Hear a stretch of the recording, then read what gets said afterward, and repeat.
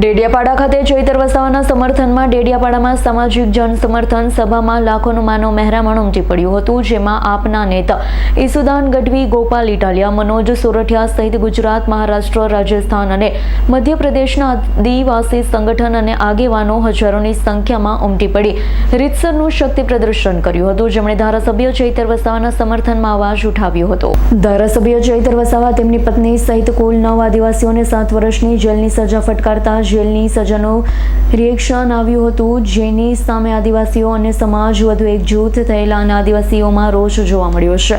આજે ડેડિયાપાડા ખાતે ચૈતર વસાવાના સમર્થનમાં ડેડિયાપાડામાં સામાજિક જન સમર્થન સભામાં લાખોનું માનવ મહેરામણ ઉમટી પડ્યું, જેમાં આપના નેતા ઈસુદાન ગઢવી, ગોપાલ ઇટાલિયા, મનોજ સોરઠિયા સહિત ગુજરાત, મહારાષ્ટ્ર, રાજસ્થાન, મધ્યપ્રદેશના આદિવાસી સંગઠન અને આગેવાનો હજારોની સંખ્યામાં ઉમટી પડી રીતસરનું શક્તિ પ્રદર્શન કર્યું, જેમણે ધારાસભ્ય ચૈતર વસાવાના સમર્થનમાં અવાજ ઉઠાવ્યો હતો।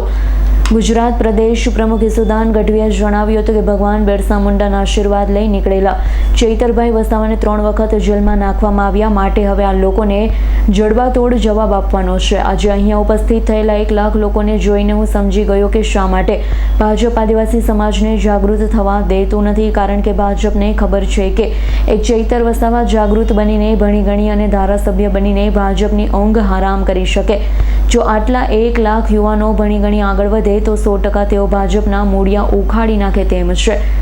ગઈકાલે જે ધારાસભ્ય ચૈતર વસાવાના ધર્મપત્ની વર્ષાબેને કહ્યું છે કે તમારા પર જે જવાબદારી આવી પડી છે તમારે ચિંતા કરવાની જરૂર નથી, કારણ કે આમ આદમી પાર્ટીના એક નેતા કાર્યકર્તાઓ તમારા માટે ભાઈ બનીને ઊભા છે। ચૈતરભાઈનો ગુનો શું હતો? એમનો ગુનો એ હતો કે એમણે જળ, જંગલ અને જમીન મુદ્દે સરકાર સામે બાથ ભીડી।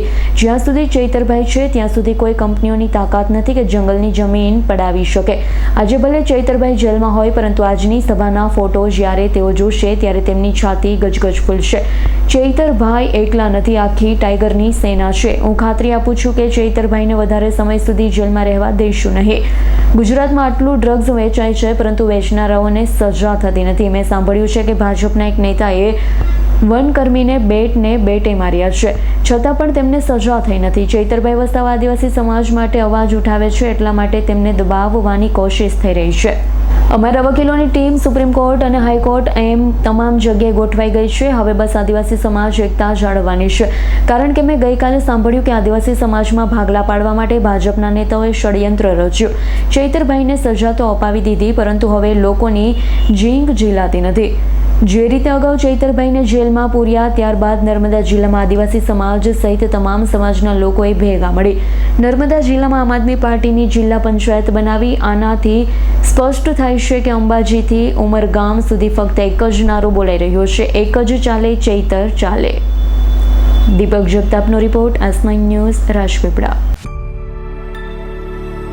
અમારી તમામ માહિતીથી અપડેટ રહેવા માટે જોડાયેલા રહો S9 ન્યૂઝ સાથે।